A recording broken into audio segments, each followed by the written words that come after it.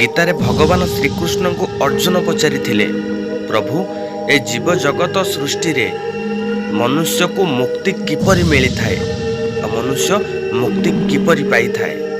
ଏ ସବୁ ପ୍ରଶ୍ନର ଉତ୍ତର ରଖି ଭଗବାନ ଶ୍ରୀକୃଷ୍ଣ ଅର୍ଜୁନଙ୍କୁ ବୁଝାଇଥିଲେ, ମନୁଷ୍ୟ ଜନ୍ମ ହେବା ମାତ୍ରେ ସମଗ୍ର ସଂସାର ପ୍ରାକୃତିକ ଏବଂ ଅପ୍ରାକୃତିକ ବସ୍ତୁକୁ ମୁଁ କିଛି କରିଛି, ଏସବୁ ମୋର ବୋଲି ଭାବିଥାଏ।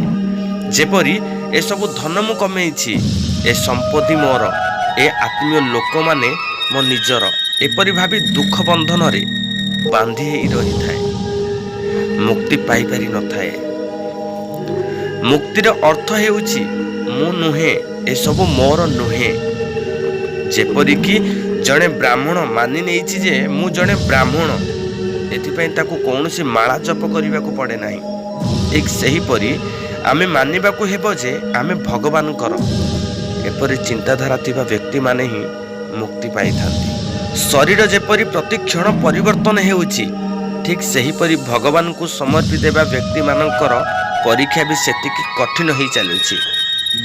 ଧନ ଜନ ଯୌବନ ଏ ମୋହକୁ ଯେ ତ୍ୟାଗ କରିଛି, ସେହି ପରମାନନ୍ଦ ମାଧବଙ୍କର ସେବା କରିଛି।